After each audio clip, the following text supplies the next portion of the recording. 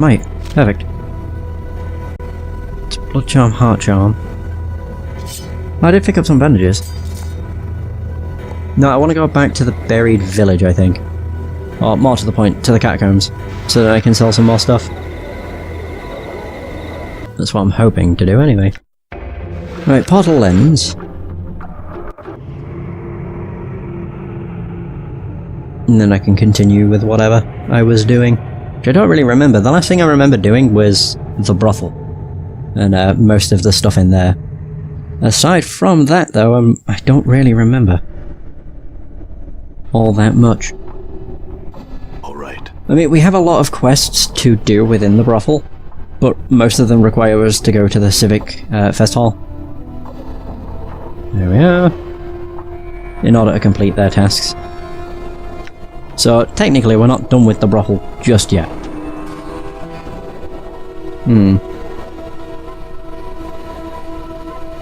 Alright.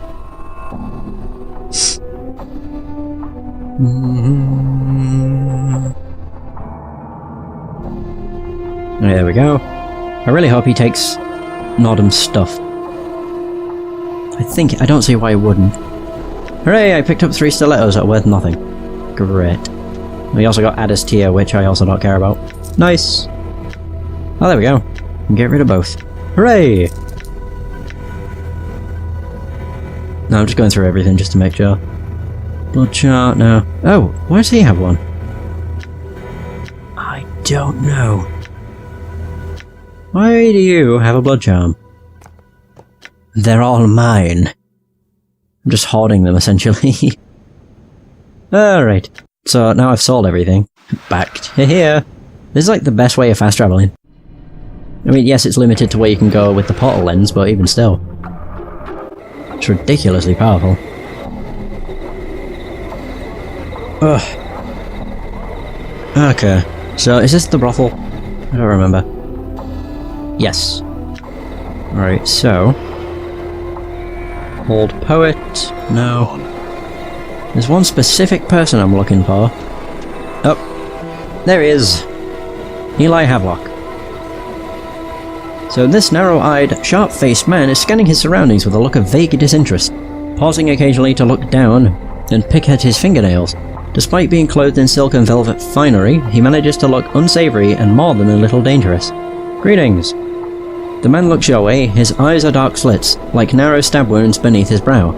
His voice is low and gruff despite his slender build. Pike off. Ooh. Not yet, I had some questions.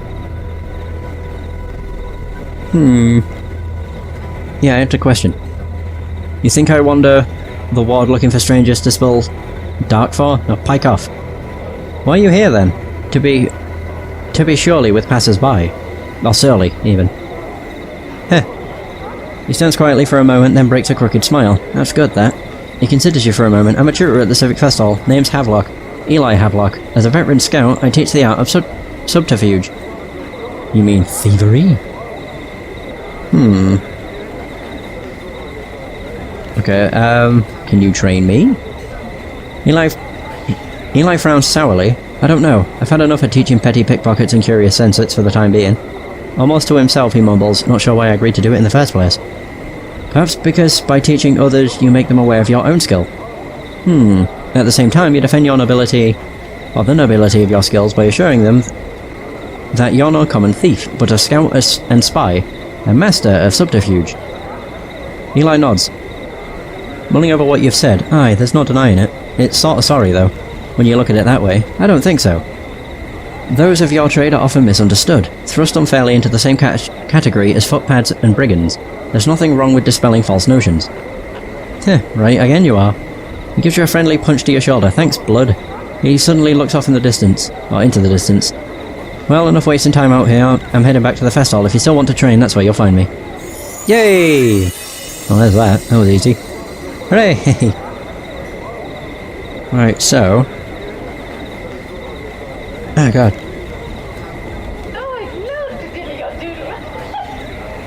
I don't know if I've spoke to...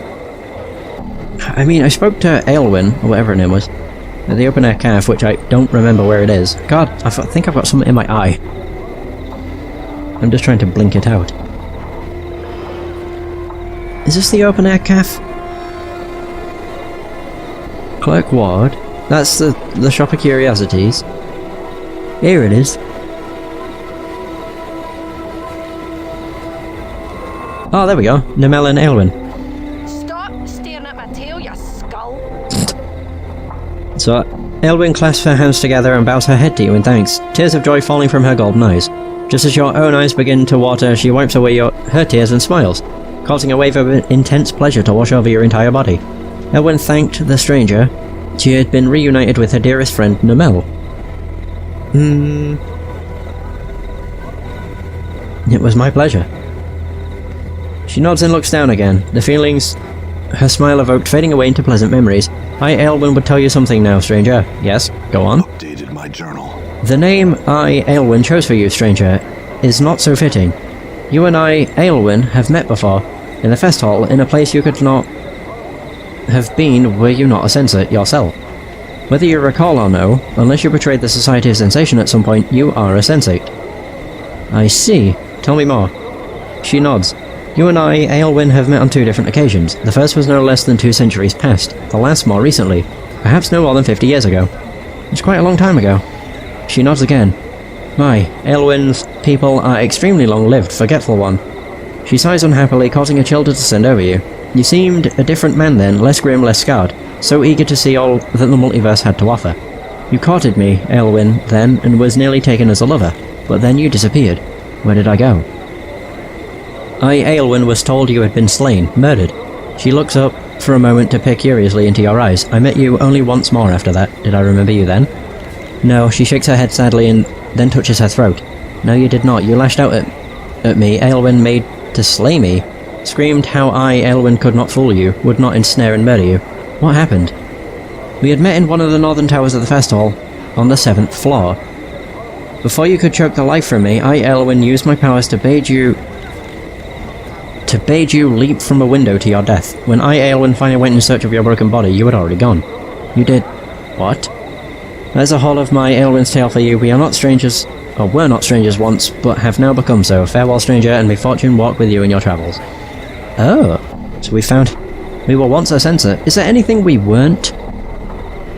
Huh. Oh, alright. Come to Elabraid, or Brandy. Learn your fortune. This old woman examines you closely with her sharp grey eyes. First your face, then your arms and various tattoos. Greetings, scarred one. Come to speak with Brandy, have ye? Come to have your fortune told, mayhap, for a paltry 5 coins? Yes, tell me my fortune. Oh wow. Brand places your coins in her belt pouch and takes your hands. She quietly studies your palms, frowning deeply. At long last she speaks. Some rare folk are what's called fateless, you see. They wander through their lives doing as they see fit, creating their own destinies. Ye have no fortune to tell, scarred one. None at all. I've nothing to tell you. So here's your coin. She returns you 5 coppers. I had some questions. I do not speak of things mundane, scarred one. Oh. Well, okay.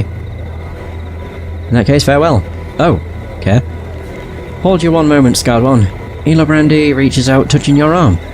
My mother gave me something once, long ago. A scroll, sealed with wax. A hooded man had entrusted it to her, and said that a man such as ye would one day unwittingly come to claim it. Here, I would have you take it now. What is it?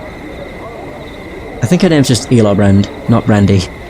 Brand shakes her head frowning. I do not know. She was sworn never to read the thing. I obeyed her request, to leave the seal unbroken myself. The man had paid her handsomely to take the scroll, but warned her of the direst consequences should she open it. Thanks then. Farewell.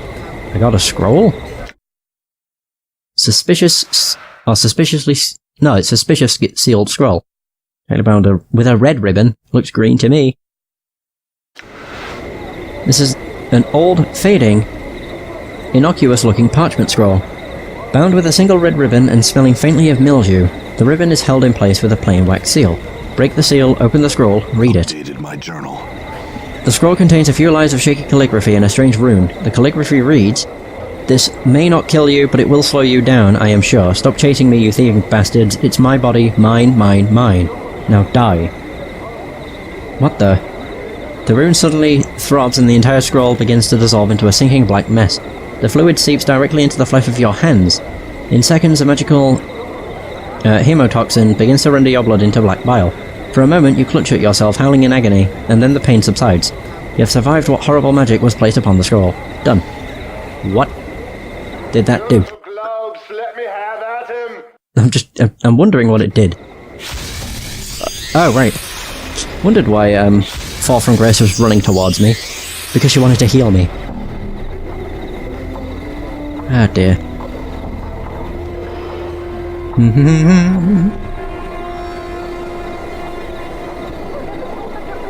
So... you have sensors. Oh! Here she is. So the smell of alcohol wafts heavily from this young woman, and despite her dark skin, you can see that her face, beautiful, but cruel looking, is flushed. She is slender but well muscled, adorned in exotic jewellery and translucent silk clothing. Numerous scars crisscross her thighs and forearms. They look to be from battle wounds. Greetings. Well, well, what have we here? A little tiefling gutter queen come crawling out of the hive. The woman pounced, talking as one would to a small child. Are you lost, little tiefling? Oh look, it has a tail. How cute! Anna flushes, and with a snarl, blades sprout from her fists. Now, fiendkin, don't do that. The woman seems unconcerned as Anna draws her weapons and clucks disapprovingly with her tongue. Careful now, I'll remove that tail of yours and feed it to my dogs. Oh, young Sahava Vajul? Could it be you? The young woman appears confused for a moment, then recognises Fall from Grace. She seems startled and abashed. Mistress Grace, I had not noticed you. Only shamefully do I admit this, for your noble appearance would be obvious to even a dullard. Obviously, you rank less than a dullard, girl. I don't know if I want to intervene or not.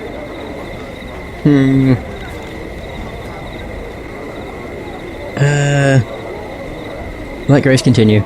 Fall from Grace gives the barest of nods. Your words are most skillfully chosen, unlike those heard so recently. She seems shamed. Yes, mistress, I regret that such words were spoken in your presence. I regret that they were spoken at all. Her tone barely changes, but the subtle reprimand seems to crack the young woman's face like a whip. It pains to see an old student of mine behaving so. She frowns, then regains her composure. In any event, mistress, what brings you out of the establishment? Some errand?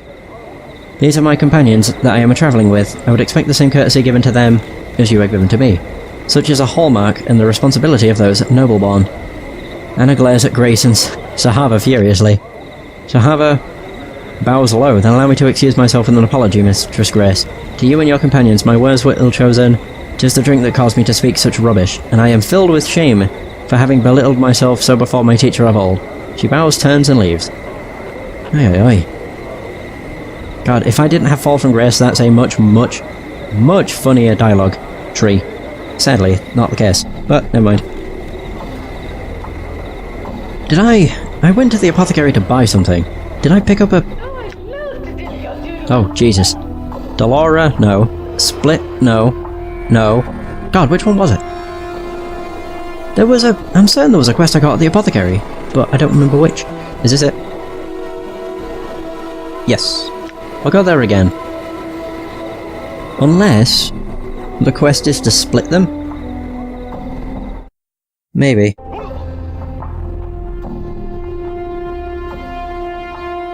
Yeah, Pestle Kiln. I'm gone. I think... Yeah? I'll go to the curiosity shop, so I'm not entirely... God damn it. I'm not entirely sure, but she might actually sell it. Yeah, maybe. Find out. I didn't really look at all that much stuff that they had in the curiosity shop. No real reason, I was just like, I don't really want to buy everything. Just, you know, because. Alright, so Vrishika. Oh! Well, Fall from Grace, or whatever it is you call yourself now. Truly a pleasure to see you here. What do I owe the honour of your visit? I thought that you rarely trafficked among our kind anymore. She glances at you for a moment with the same faint sneer.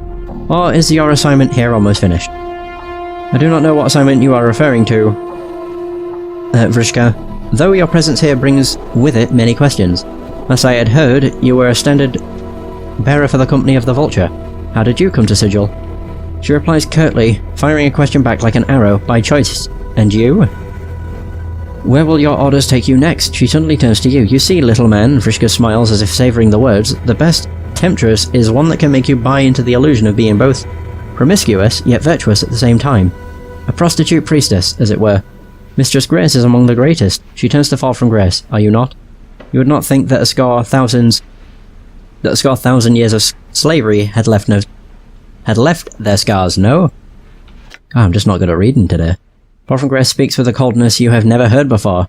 The air almost becomes ice as she dissects Vrishka with her gaze. That is enough. Very well. Though you are the ones who came into my emporium. Yes. Welcome back. Here to buy something? I am indeed. The exotic items. I don't remember what it was. Was it this? That's me. No. Oh. Okay, I didn't buy it. Whew. That could have been real bad. I want to buy the exotic items. The front of the store. Ah, there it is. The elixir of horrific separation. I'll take it. 200. Yeah, okay. Right, so I can do that. Yay, the apothecary can be finished. Woo! It was that easy.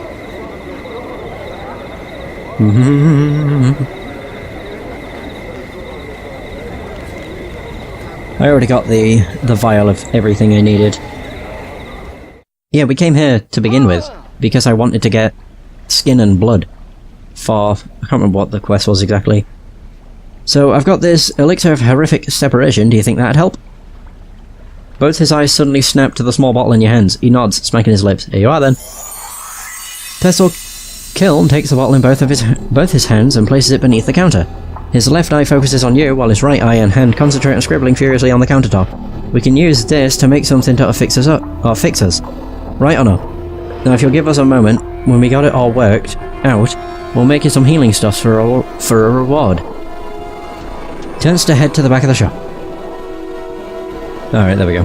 I'm glad it just fades to black, honestly. Whoa! Oh, so there's Kiln! Oh, that's cool. This man closely resembles Pestle Kiln, though without the crawling skin and constant subtle mutations. Greetings again, sir, and well met. And what is it I, Pestle, can do for you? I was hoping to get some healing concoctions. Yes, of course, your reward, aye. Let's see now, I'll manufacture them for you, for nothing, of course. But I'll need the proper ingredients. An Oni's heart, or powdered hematite, or the hair of a diva, or deva, or a thread from Esamon's robe, or the blood of a regenerating creature, such as a troll, or... Actually, my wounds heal very quickly. He raises an eyebrow. Do they now? Well then, your own blood just might do. Yeah, give me a sample if you would. Sure. After drawing a small quantity of your blood and retreating to the back of the store, Pestle returns with a number, what appear to be hardened drops of blood. Placed upon one's tongue, these clot charms will heal existing wounds and aid in the prevention of new ones, for a time. Thanks. Can you make more? Wanted to buy something. So he does actually have heart charms. Wait, I can buy 3? Wait, really? Oh no, it means he only has 3, I think. Yeah, okay. That's a bit of a shame. As for heart charms, he has unlimited amounts. Yeah, if they have it in brackets, that usually means they're limited with how much how much stock they have. Alright. 10 clot charms. Not too shabby. Alright, so I think we're done here. I might want to talk to Kiln though, just to see. Greetings again, the name's Kiln. Need something? Answer questions. Oh, never mind. I work in the stock room all day. Oh, there we go, we helped him out. Got 6,000 XP. Where can I go next? Where have I not been? Finum the Linguist. The Art and Curio Galleria. Yeah, sure. Not been in here, I suppose. I don't actually know how much is left of the cloak ward. A lot. Oh wow. Oh wow, okay. A whole lot. A whole lot more than I was expecting, to be quite honest. Yeah. That would appear. Where the hell are we? I'm gone. Ooh. Ivana. Oh wow. So, before you is a well-dressed elderly woman in a gown of peach-coloured and golden thread. She stands quietly, her hands folded together primly, and nods in your direction. It is then that you notice that she has no pupils. Her eyes are entirely white. Greetings, sir, I am Ivana. Welcome to my Galleria. I keep on saying Galleria for some stupid reason. Feel free to look about, spending as much time here as you like. Should you have questions regarding any piece, or any other pieces, do not hesitate to ask me of them. I had some questions. One moment, sir. Your voice is heavy with age and wounds. Would you be so kind as to permit me to touch your face? Yes, go ahead. Ivana smiles, gently running her old hands over the skin of your face. She frowns, looking slightly puzzled. So many scars, both old and new. They seem to... She touches the side of your throat, flushes, then pulls away. Pardon me, sir. I was curious to see how far they went. It's fine, and they're everywhere. My whole body is scarred. Ivana nods. I had some questions. Of course. Please ask. Oh. So I can ask about one of the pieces.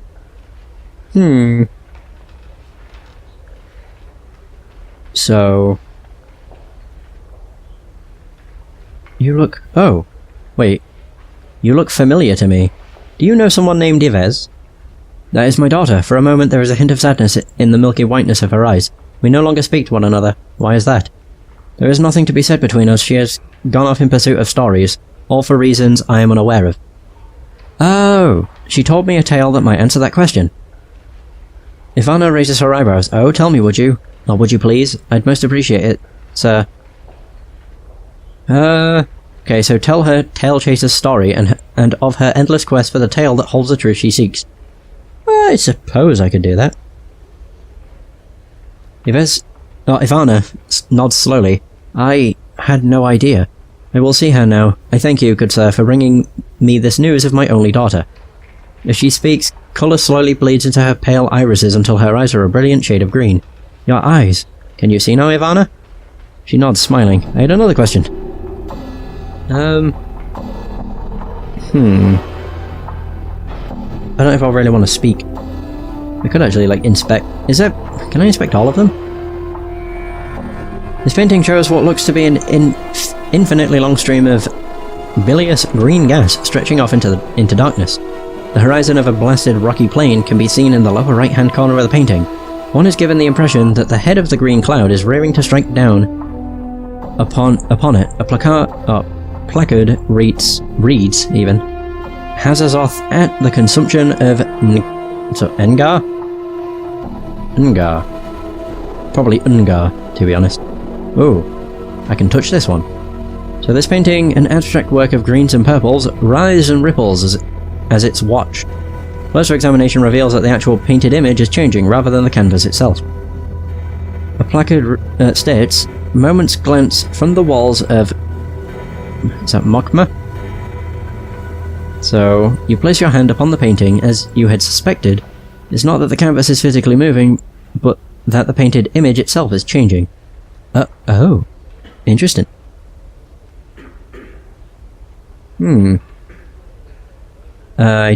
Wait, what's this? Do you have questions? Sure. Yes, one of the paintings. Which one, sir? Hazazoth. No, none of those. I might as well go and have a nosy about. Interact with all of them. Outland Raiders. So a painting of tall black cliffs against a blood-red sky. There looks to be figures hiding amongst the crags of the cliff, but whenever you squint at the painting to try and make them out, the images fade into nothing. A placard reads, Outland Raiders. Ooh, what is that? Aside from real cool. Oh. So a brilliant ruby statuette stands on this pedestal, carved into the image of a winged humanoid. The figure is either demonic or angelic in nature, but it is difficult to tell which, because it refracts the light in the Galleria,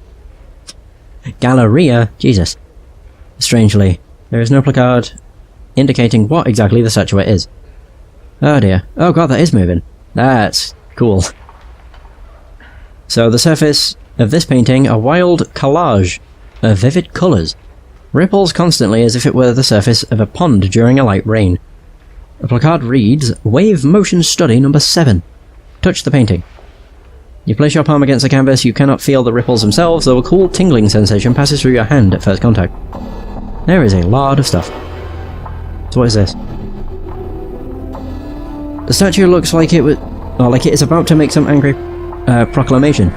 The sculptor has captured the essence of fury magnificently. The chiseled tension lines around the neck and forehead alone must have taken many long months to get correct. Fine cracks run over the entire statue, and there is a plaque attached to its base. Read it. Plaque reads, this statue is believed to be the final fate of the Eversurian sorcerer. Oh my god. Gangroi Haydn? Gangrahedon? Whatever. Attacked by a conclave of rival sorcerers at the height of his dream madness. He was imprisoned with a spell that turned his flesh to stone. Gangroi Haydn, whatever, is said to have been frozen with a final awful curse, still upon his lips. A curse so terrible that it was never meant to be spoken by the lips of a living man. Examine the statue. Examine the cracks. Break a piece off. You carefully examine the cracks that run like a network of fine black veins along the statue's surface. At one point near its inner arm is a section where an entire splinter of stone it looks ready to come off. I don't know if I'd want to do that. I'm just like, maybe? Break off a piece. So you reach for the section of the far arm where the cracks have formed, grip it firmly and yank to no avail. You'll need a hammer to break the stone, and a small one. The limited space between the statue's arm and body means a large one. One suitable for combat, for instance, won't work. Okay. Wait a minute. Wait. I wasn't even paying attention. Read the plaque. Sorceress. Hit him with a curse. Wasn't there another thing at the... in the curiosity shop that could cure stone? Skin? It was like a gorgon salve or something. There's a portrait of a grotesque, hooked-nosed old crone. The hag's flesh is a sickly blue-grey colour. Her eyes glow red like the embers of a dying fire. Her chin, long and sharp, juts forward in an extreme underbite. Two yellow canines protrude upward from her lower jaw, like small tusks. The smile upon her withered purplish lips speaks of a horrible secret. A placard reads, Grey Hag of Oinus. Oh, memory. As you begin to turn away from the painting, something in it draws your attention. A strange, tingling sensation arises in the back of your mind. A memory beginning to surface. 300? Really? Pitiful. You recall standing confused in a maze of briars. The hideous crone from the painting is before you, cackling wildly. You grit your teeth in frustration, wondering why she's laughing at you. My poor, dear, lovely man-thing, she croons. Why, that was your first wish. She points a single bony clawed finger at your forehead. Your temples begin to throb painfully, and you remember, or can remember nothing more. Huh. Okay, so what is this? Really wish everybody was all like clumped together. This looks to be a subterranean landscape, a massive cavern interior filled with colourful, faintly luminescent, gigantic fungi. A placard reads, Veil beneath Clangeddon. Alright. This painting is a dark cityscape, a faraway view of some giant centre of civilization being burned to the ground. The streets of the place are empty, however, absent of soldiers, refugees, and even corpses. A placard reads, The Folly of Udo. Udo? I'm gonna say that sounds familiar, but I don't think it actually does. Nah. What the hell is this? Aside from pretty interesting. Whoa! The hundreds of chips of translucent green glass which make up this stained glass window don't appear to be held together by anything, but rather remain free-floating and mysteriously suspended within the iron frame's boundaries. The shards ripple and move in slow waves, causing bizarre patterns to fluctuate across the window's surface as various portions of it refract the Galleria's light in different directions. A small placard beside the window reads, Arcadian stained glass window. Touch it. You reach out to touch the undulating glass shards, but find you cannot do so. Your hand just stops short of the surface of the glass. Ooh, do I try and punch it? It's probably a bad idea, but try it. You succeed only in bruising your knuckles. The glass may as well be sheet iron. Oh. Well, now we know. So this painting shows an enormous granite keep. A hideous thing, long and low, covered in leering gargoyles, suspended in what looks to be the night sky. A cloud of crimson and violet vapours whirl in the background. Along the right side of the painting, a placard reads simply, The Library. I like how every painting has its own, animation. So this painting depicts a shore scene, with a wide reddish-orange sun setting behind a peninsula or large jetty. The scene, though unoriginal, is breathtaking. The play of the fading daylight across the water is captured perfectly, but staring at the painted sun for any length of time makes your eyes ache. A placard reads, Surface of Thalasia. Touch it. Oddly enough, there is nothing unusual about the surface of the painting. Well, I'll be. What is this then? The fire that never goes out. Bum bum bum. Wow, it's taken us a while. There we go. Several shards of black crystal or ice swirl within the freezing wind that this ornate pedestal gives forth. Each shard looks razor sharp, touching or grabbing one could be perilous. A placard on the pedestal reads, Dark Birds of Ocanthus. Touch one. As you reach out to touch one of the whirling shards, your finger enters the icy wind that rises from the pedestal. Instantly, a coat of numbing frost forms around your finger, causing you to momentarily draw back.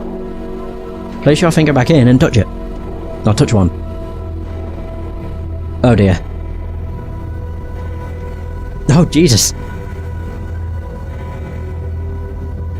So, you thrust your finger into the frigid, numbing wind. Unbeknownst to you, your forefinger freezes solid. As one of the black shards spins into it, your fingertip breaks off with a sharp crack and goes skittering across the Galleria floor. The icy dark birds remain in their whirling orbit as you wait for your fingertip to grow back. Wow, I lost 2 health. Oh my god! So that's how much my